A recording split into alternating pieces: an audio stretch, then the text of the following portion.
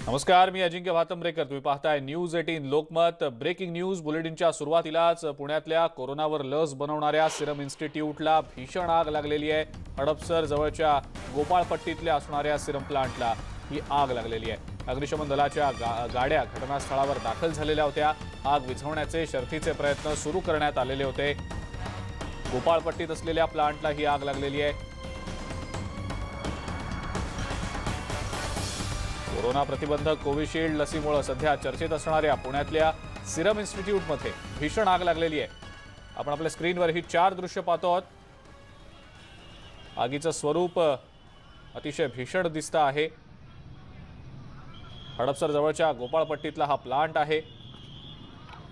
Serum इन्स्टिट्यूटमधल्या इमारतीच्या 3ऱ्या मजल्यावर ही आग लागलेली आहे. घटनास्थळी अग्निशमन दलाच्या गाड्या दाखल झाल्या होत्या. आग विझवण्यासाठीचे प्रयत्न सुरू करण्यात आलेले होते. अग्निशमन दलाचे वरिष्ठ अधिकारी देखील घटनास्थळी दाखल झालेले आहेत. कोविशिल्ड लसीच्या वापरासाठी परवानगी देण्यात आलेली आहे आणि सध्या देशभरात लसीकरण देखील सुरू आहे. मांजरी इथल्या ठिकाणी रोगप्रतिकारक शक्ती वाढवण्यासाठी घेतली जाणारी BCG लस तयार केली जाते. त्या विभागाला ही आग लागल्याचं सांगितलं जात आहे. महत्त्वाचं म्हणजे कोविशिल्ड लस तयार केली जाते तिथून हा भाग काही अंतरावरच आहे. सुदैवानं अद्याप आगीची झळ तिथपर्यंत पोहोचलेली नाही. आगीचं कारण अजूनपर्यंत अधिकृतरित्या सांगितलं गेलेलं नसलं तरी शॉर्ट सर्किटमुळे ही आग लागली असावी असा अंदाज व्यक्त होतोय. मोठ्या प्रमाणात आगीचे लोट दिसत आहेत. घटनास्थळी लोकांनी गर्दी केलेली होती, त्यामुळे गर्दी तिकडची हटवली देखील जातीये.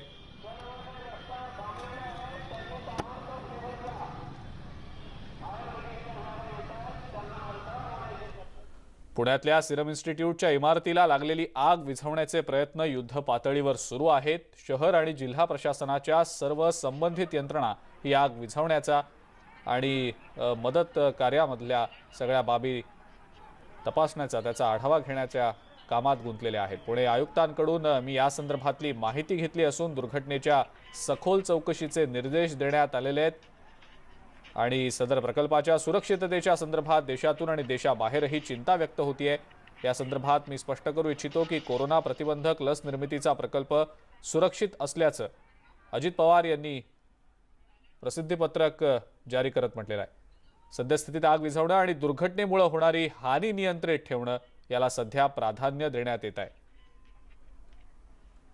आपण आपल्या स्क्रीनवर सध्या दृश्य पाहतो आहोत कशा प्रकारे ही जी आग आहे जी 3ऱ्या मजल्यावर लागलेली होती ती विझवण्याचे प्रयत्न सुरू करण्यात आलेले होते.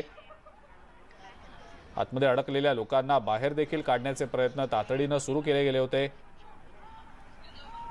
ही आग आता आटोक्यात येतेय. कूलिंग ऑपरेशन सध्या सुरू असल्याचं समजतंय.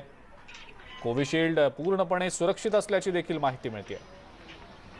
इमारतीमध्ये जे अडकलेले होते लोक त्यांना बाहेर काढण्यात यश आलेलं आहे आणि ही लागलेली आग आटोक्यात आणण्यामध्ये देखील यश आलेलं आहे.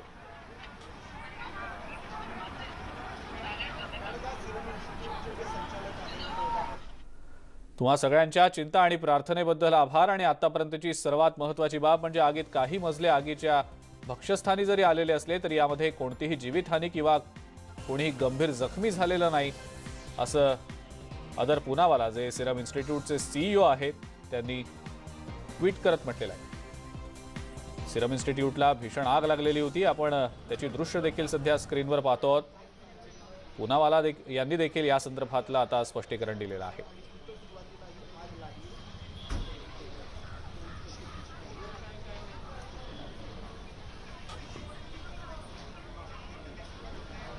सिरम इन्स्टिट्यूटचे जे संचालक आहेत डॉक्टर सुरेश जाधव यांच्याशी काही वेळापूर्वी बोलणं. सिरम इन्स्टिट्यूटमधली आग नियंत्रणात असल्याची माहिती पोलीस आयुक्त अमिताभ गुप्ता यांनी दिलेली होती. इमारती आता प्रोजेक्ट स्टेजवर होती, त्याच्यात कोणताही प्रोडक्शन न होता असं आम्हाला सिरमने सांगितलेलं आहे. या प्लांटला कोणत्याही प्रकारचे कोविडशील्ड तयार होत नव्हती. प्राथमिक माहिती जे आम्हाला सिरमकडून माहिती आली त्याच्याप्रमाणे तिथे कन्स्ट्रक्शन वर्क्स आणि प्रोजेक्टचं काम सुरू होता. तर आपली प्राथमिक माहिती आम्ही काही सांगू शकत नाही, पण संपूर्ण तपास झाल्यानंतरच काही आपण कन्क्लुजन करता येईल. आमची पहिली प्रायोरिटी आहे ती आग विझला पाहिजे, सगळे लोक हिशोब लागला पाहिजे आणि त्याच्यानंतर आम्ही तपास सुरू करणार. ज्या इमारतीमध्ये आग लागली आहे त्या इमारतीमध्ये कोविशिल्ड लसीचा साठा नसल्याचं सिरम इन्स्टिट्यूटच्या अधिकाऱ्यांनी स्पष्ट केलेलं आहे.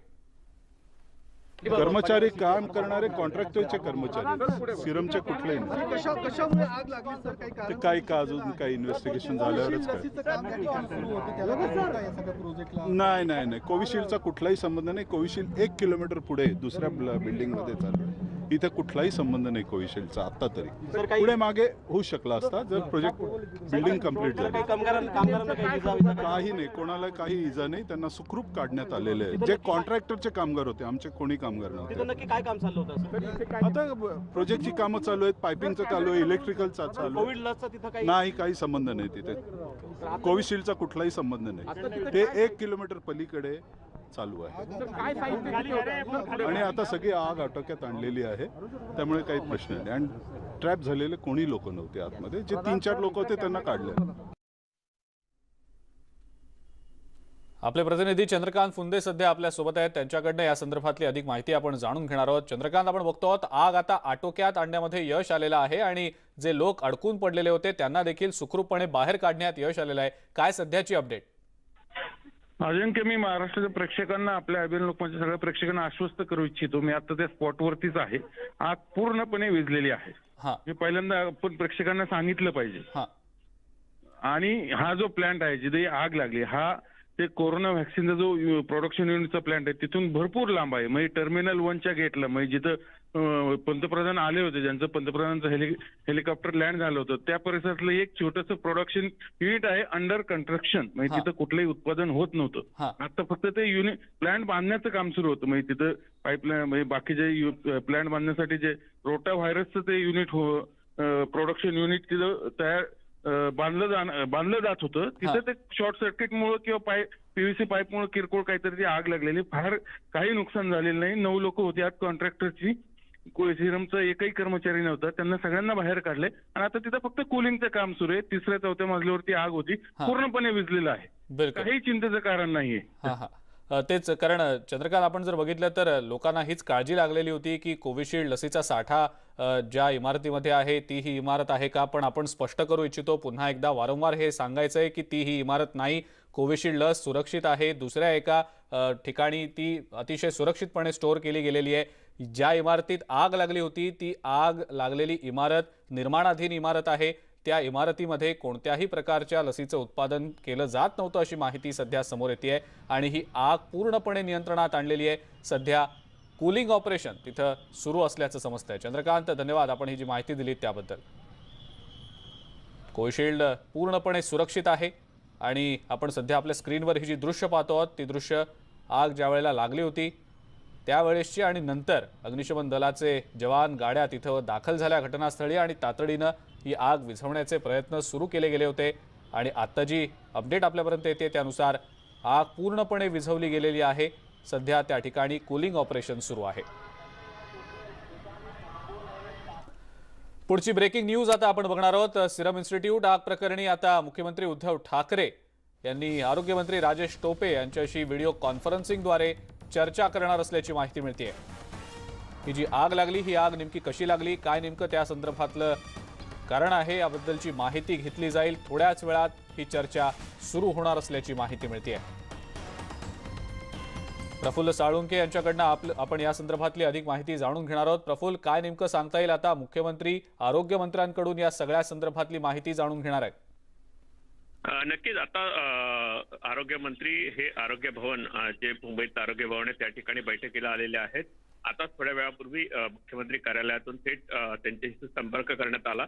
मुख्यमंत्री उद्धव ठाकरे हे संपूर्ण सिरमच्या संदर्भात एकूण काय परिस्थिती आहे, कोविडच्या संदर्भातली काय परिस्थिती आहे, काय त्या लसींचा काय धोका आहे का, या सगळ्या गोष्टींची माहिती जी आहे ती आरोग्यमंत्री यांच्याकडनं या ठिकाणी घेणार आहेत. आणि आता काही मिनिटातच या बैठकीला जी आहे ती सुरुवात होईल आणि व्हिडिओ कॉन्फरन्सिंग द्वारे ही बैठक होणार आहे. आणि त्या बैठकीमध्ये सिरमच्या संदर्भातली सगळा जो आढावा आहे तो मुख्यमंत्री या ठिकाणी जाणून घेतील आणि कदाचित या संपूर्ण घटनेवर मुख्यमंत्री प्रतिक्रिया देण्याची देखील शक्यता आहे. बिलकुल प्रफुल्ल, धन्यवाद. सविस्तर माहिती आपण दिली त्याबद्दल. मुख्यमंत्री आता पत्रकार परिषद घेत आहेत. आपण थेट या पत्रकार परिषदेकडे जाऊया. पुण्याजवळील मंजिरी गावातील सिरम इन्स्टिट्यूट जे आहे जे एक महत्त्वाचं काम ती इन्स्टिट्यूट करते तिने केले. कोविडमध्ये लस त्यांनी बनवलेली आहे आणि वॅक्सिनेशन प्रोग्राम हा पूर्ण देशभर आपण सुरू केलेला आहे. त्याच्यात सिरम इन्स्टिट्यूटचा हा सिंहाचा मोलाचा वाटा आहे. आणि त्याच इन्स्टिट्यूटमध्ये आग लागली. त्याच्यात माहिती जी मिळालेली आहे की त्याच्यामध्ये सुदैवाने जी आता प्राथमिक माहिती आली त्याच्यात कोविडची लस बनवणाऱ्या विभागात आग लागलेली नाही. BCG लस जिकडे बनवली जाते तिकडे ही आग लागली होती. ही आग आता नियंत्रणात आलेली आहे. एकूण 6 जणांना तिथे जे कोणी होते अडकलेले त्यांना बाहेर काढण्यात यश आलेलं आहे.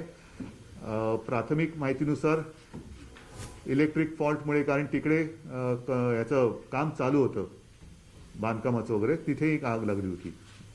जी नव्या इमारतीला आग आहे, तुम्ही म्हणाल की कोविडची लस सुरक्षित आहे, पण नवीन इमारत आणि तिथे नेमकं काय काम सुरू आहे? नाही, आता नेमकं काम काय सुरू आहे त्याची माहिती येईल, पण तिकडे काम त्यांचं त्या इन्स्टिट्यूटचं चालू होतं आणि तिथे आग लागली. BCGची लस जिकडे बनवली जाते त्या विभागात तिथे आग लागली अशी माहिती आहे. थोड्या वेळानंतर जरा सगळं पहिले आग बीग नीट विझल्यानंतर अधिक माहिती येईल. जीवितहानीची अजूनही तशी काही हे आलेली नाही. सुदैवाने 6 जण जे होते त्यांना बाहेर काढण्यात यश आलेलं आहे. जीवितहानीची अजून माहिती आलेली नाही. आत्ता पहिली आग नियंत्रणात आणण्यामध्ये यश आले अशी माहिती आहे. अजून थोड्या वेळानंतर आपल्याला अधिकची माहिती मिळेल. अभी बोल दिया ना मैं. नाही आदर पुनावाल्यांशी बोलणं झालेलं नाही. मी माहिती घेतली ती आपल्या प्रशासकीय यंत्रणेकडनं घेतलेली आहे. एकूणच जरा थोडं शांत झाल्यानंतर मग मी सगळ्यांना हो नाही, मी काय म्हटलं तुम्हाला की अजूनही कोणाला मी फोन करून डिस्टर्ब केलेलं नाही. पहिले तिकडे जे काम चालू आहे ते काम आग विझवण्याचं पूर्ण होऊ द्या, मग आपल्याला सगळी माहिती मिळेल. कारण नुसतं मी इथून फोन करून तिथे काहीच होणार नाही. हो, अग्निशमन दलाचे सगळे जवान तिकडे गेले आणि त्यांनी खरोखर फार मोलाचं काम केलेलं आहे. त्यांना साहजिकच आहे की अशा ह्या आगी जिथे जिथे लागतात तिकडे हे जवान स्वतःच्या जीवाची पर्वा न करता जातात, मालमत्तेचं रक्षण करतात, मालमत्ता वाचवतात आणि जीवितहानी होणार नाही. किंबहुना आतमध्ये जे कोणी अडकलेले असतात त्यांना पुन्हा एकदा म्हणेन की स्वतःच्या जीवनाची किंवा जीवाची पर्वा न करता त्यांना ते वाचवत असतात. सिरम इन्स्टिट्यूटकडे संपूर्ण देशातून जगाचं लक्ष लागलेलं आहे. राष्ट्रीय लसीकरण कार्यक्रम आहे. त्यामुळे सिरम इन्स्टिट्यूटसारख्या महत्त्वाच्या केंद्रामध्ये सुरक्षा व्यवस्था कमी होती का अधिक वाढवली? नाही, आत्ता मला असं वाटतं आपण त्याच्यावरती लगेच भाष्य करणं योग्य नाही आहे. थोडीशी मी म्हटलं तसं पहिलं आग पूर्ण विझू द्या, मग आपण त्यांच्याशी बोलू. मग मी आदर पुनावाल्यांशी बोलेन, तिथल्या लोकांशी बोलेन, मग कुठे काय झालं कसं झालं हे नंतर. पण पहिलं आहे ते वाचवणं. कारण तिकडे लस मग ती BCG असेल किंवा कोविडची असेल ही पहिली सुरक्षित ठेवणं हे आत्ता पहिलं प्राथमिकता त्याला आहे. आणि साहजिकच आहे तिथे जी कोणी लोक असतील त्यांना वाचवणं हे महत्वाचं आहे.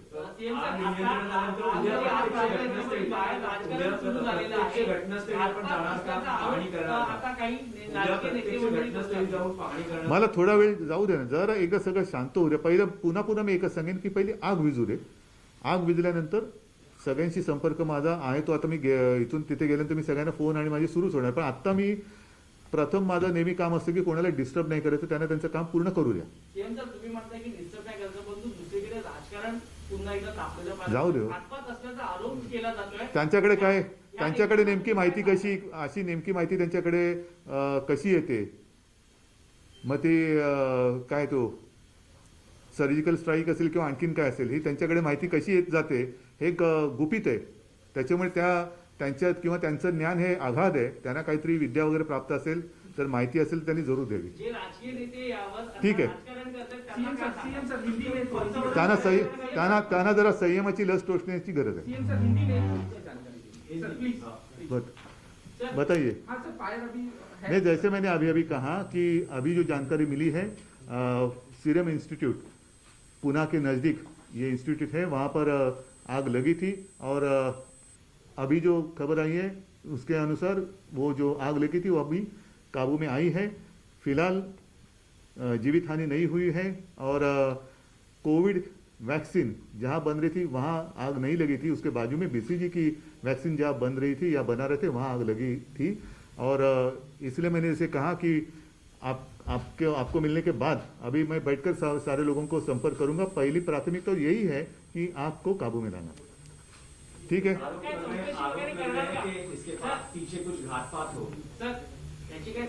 नाही, ह्याच्या बरोबरीने एक आणखीन माहिती तुम्हाला सांगण्याची गरज आहे की आज दिवसभर तुम्ही पाहिलं मी इथे होतो, राज्यातील खासदारांची बैठक ही मी घेतली।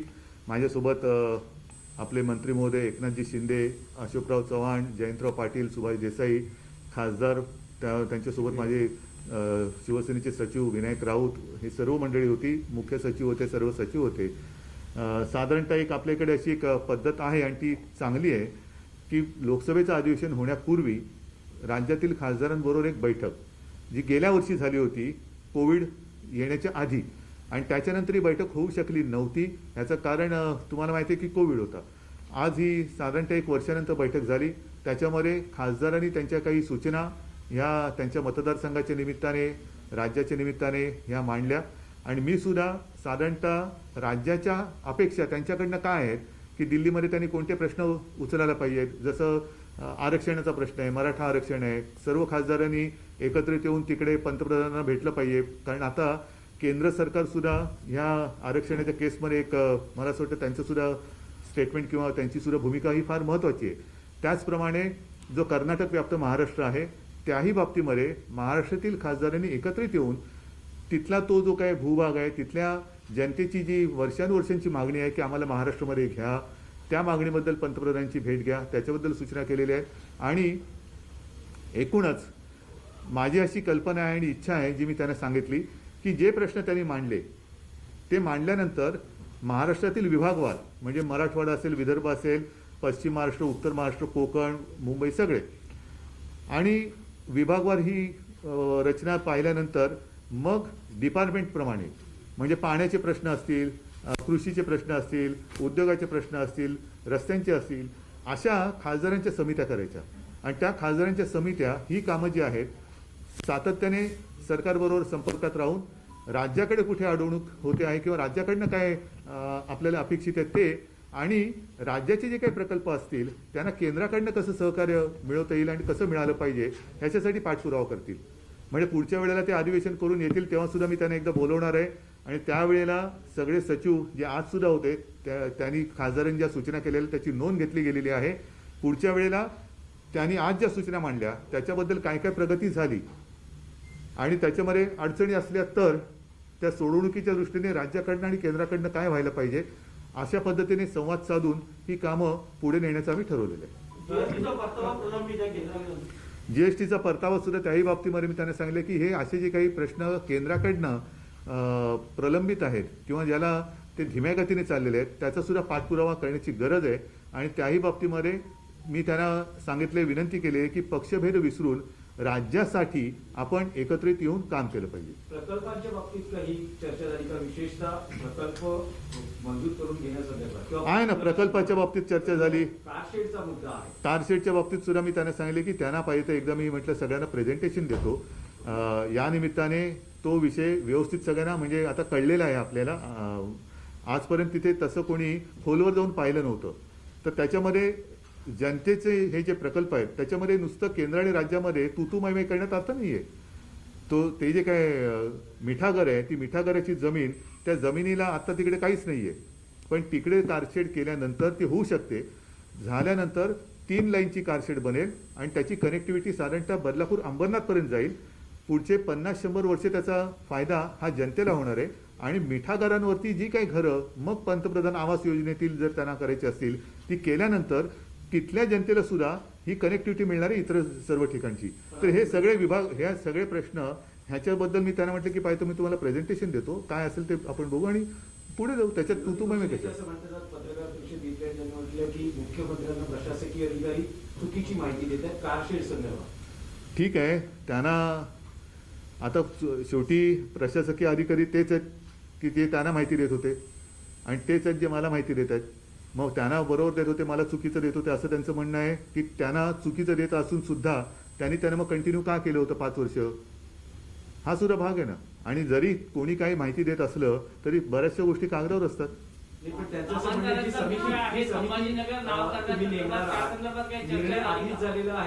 समिती ही फक्त फार्स आहे. नाही, समितीला आम्ही सांगितलेले की समजा कोणाच्याही अडलतट्टूपणामुळे उशीर होत असेल तर पर्यायी जागा शोधा.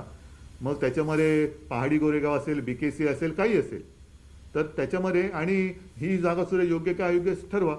बरं, त्यांनी समजा अयोग्य म्हटलं किंवा योग्य म्हटलं तरीसुद्धा हे माननीय विरोधी पक्षनेते म्हणतील तेच खरं आणि बाकीचे म्हणतील ते खोटं, असं नाही होऊ शकत. ठीक आहे, चला, धन्यवाद. हा, जय महाराष्ट्र.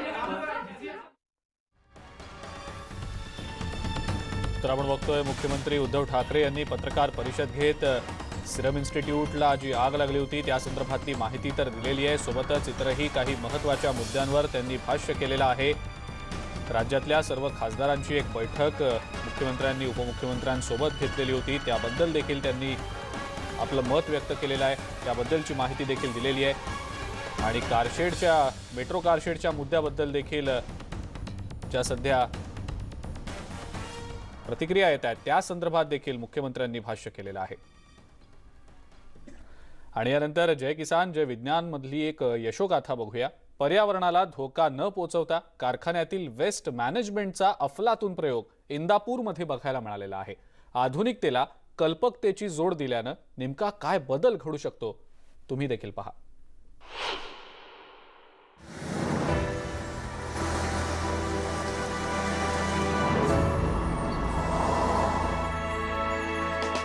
इंदापूर तालुक्यातील निमगाव केतकी इथे फुटाणे कुटुंबाने आपला दुधापासून पनीर बनवण्याचा उद्योग सुरू केला. ते दिवसाला 4000 लिटर दुधापासून पनीर आणि तूप बनवतात. उद्योगात दुधावर प्रक्रिया करताना वाया जाणारं पाणी आणि त्याची विल्हेवाट ही मोठी समस्या होती. यातूनच कारखान्याच्या एका मोठ्या जागेत बायोगॅस प्रकल्प उभारला गेला. एकीकडे कारखान्यातील ओला कचरा, शेण आणि दूषित पाणी वापरत त्यावर डायजेस्टर बसवला.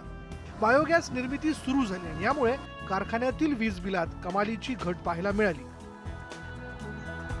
बायोगॅस जनसेट चालवून त्याच्यावरती आम्ही वीज निर्मिती केली.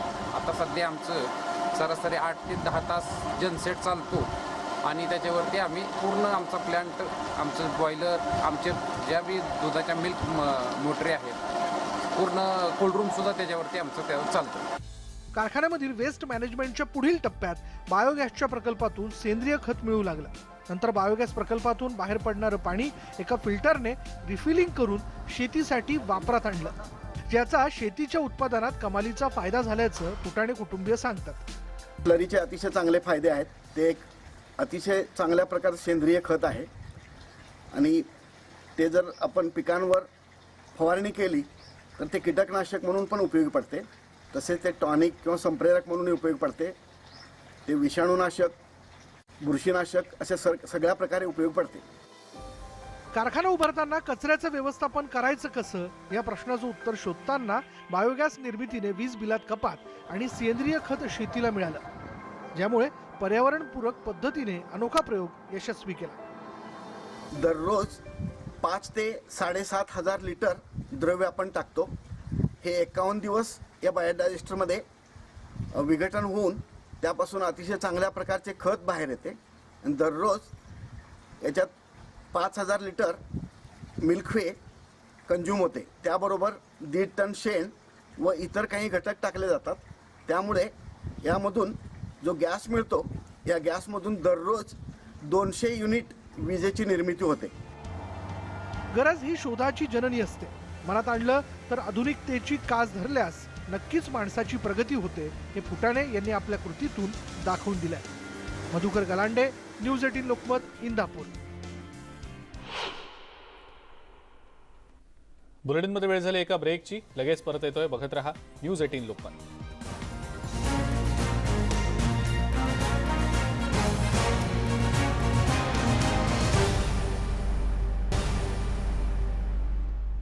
ब्रेकनंतर आपल्या सगळ्यांचं पुन्हा एकदा स्वागत. ब्रेकिंग न्यूज आता आपण बघणार आहोत. बातमी नांदेडमधली आहे. धक्कादायक घटना समोर आलेली आहे. 5 वर्षांच्या चिमुरडीवर अत्याचार करून तिचा खून करण्यात आलाय.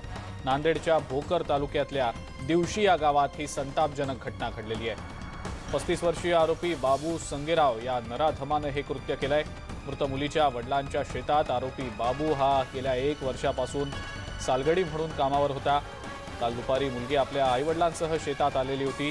शेतात कांदे पेरणी सुरू असताना दुपारी 4च्या सुमारास मुलीच्या वडिलांनी मुलीला घरी सोडायला आरोपीला पाठवलं. मात्र नराधमानं मुलीला घरी न घेऊन जाता तिला शेतालगतच्या नाल्यात नेलं आणि तिथं मुलीवर अत्याचार करून मुलीचं तोंड दाबून तिची हत्या केली.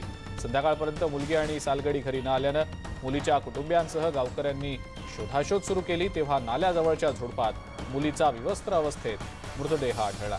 गावकऱ्यांनी आरोपीचा शोध सुरू केला तेव्हा घटनास्थळाजवळच्या झुडपात आरोपी देखील विवस्त्र अवस्थेत लपून बसलेला आढळला.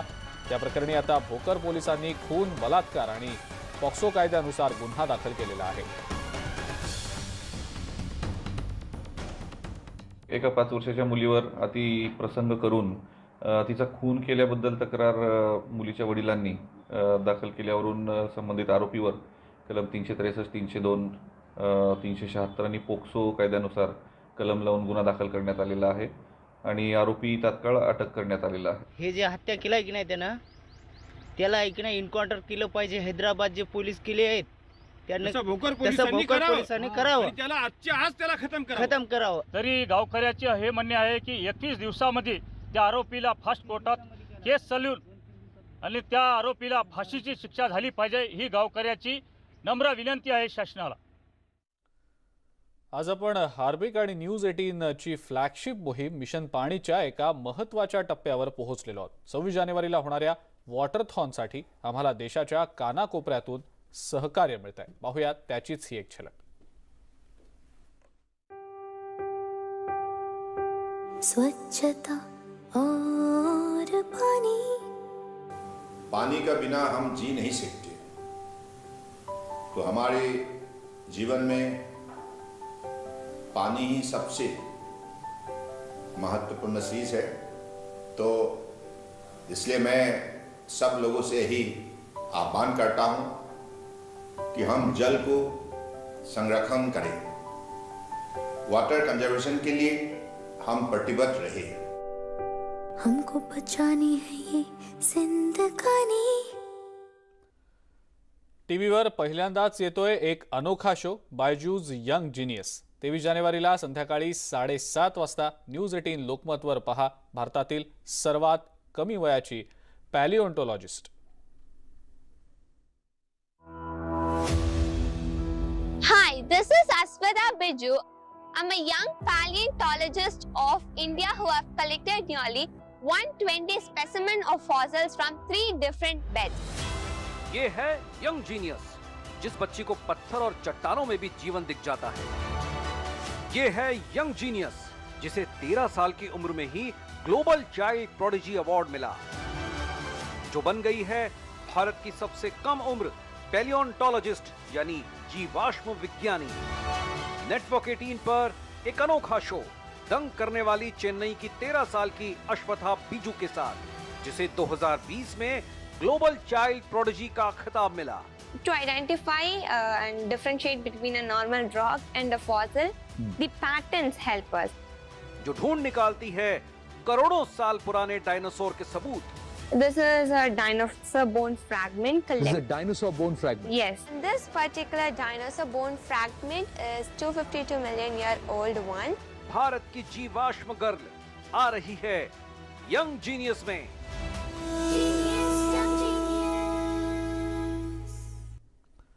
कोरोनाच्या महामारीनं आपल्या सर्वांनाच स्वावलंबी होण्याचा मार्ग दाखवलाय. आता संपूर्ण देश या आपत्तीशी एकत्रित होऊन कोरोनाविरोधात लढा देऊ शकेल. कोरोनाला प्रतिबंध करणाऱ्या लसीची घोषणा केल्यानंतर आता आपल्या सर्वांचंच योगदान फार महत्त्वाचं बनलेलं आहे. या माध्यमातून या व्हायरसवर मात करण्यासाठी आपल्याला एक पाऊल पुढे टाकायचं आहे. या मोहिमेत नेटवर्क 18ही आपल्या सोबत असणार आहे. जोपर्यंत सगळे सुरक्षित होत नाही तोपर्यंत कुणीही सुरक्षित नाही. याच उद्देशानं आपल्याला संजीवनी मोहिमेअंतर्गत हे निश्चित करायचं आहे की लसीकरण हा प्रत्येक भारतीयाचा अधिकार आहे.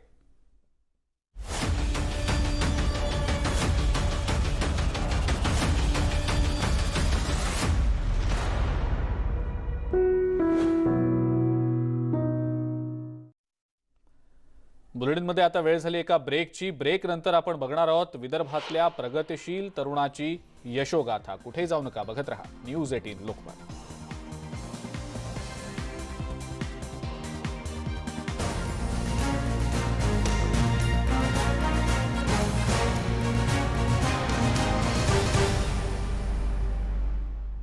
ब्रेकनंतर आपलं सगळ्यांचं पुन्हा एकदा स्वागत। पारंपरिक शेतीऐवजी मिश्र शेतीचा पर्याय स्वीकारत विदर्भातले प्रगतिशील तरुण शेतकऱ्यांना समृद्धीचा मार्ग गवसलाय। चला तर बघूया अकोल्यामध्ये कशी केली जातीये मिश्र शेती।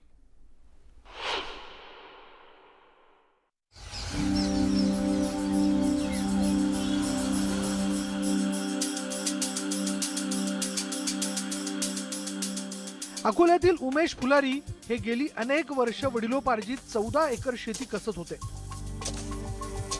विदर्भातील इतर शेतकऱ्यांप्रमाणे एकच पीक पद्धतीमुळे आपल्याला आर्थिक नुकसान सहन करावं लागतंय ही समस्या त्यांच्या लक्षात आली आणि त्यांनी एकच पीक न घेता मिश्र पीक पद्धती अवलंबली, ज्यातून उत्पन्नाची खात्री मिळाली।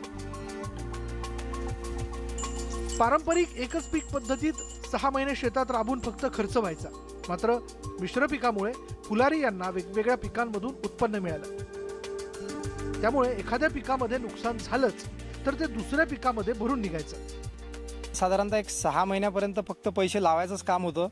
निंदणीपासून तर बियाणं घेण्यापासून तर फवारणी, खतं, औषधं, त्याच्यानंतर वेचणी, कापूस वेचणीनंतर ते नंतर सगळा जमा झाल्यावर विकणी, असा 6 महिन्याचा कालावधी पैसे हातात यायला लागत होता। तो आज बंद होऊन दररोज इथे दुधासारखे पैसे मिळतात। विदर्भातील पाण्याचं दुर्भिक्ष जाणून घेत सूक्ष्म सिंचन पद्धती वापरून शेत पिकाला जगवण्यात आलं। 3 किलोमीटरवरून पाणी आणून ड्रिप इरिगेशन पद्धती वापरली। म्हणजे मोर ड्रॉप मोर क्रॉप जे संकल्पना आहे तीच इथं मी राबवत आहे।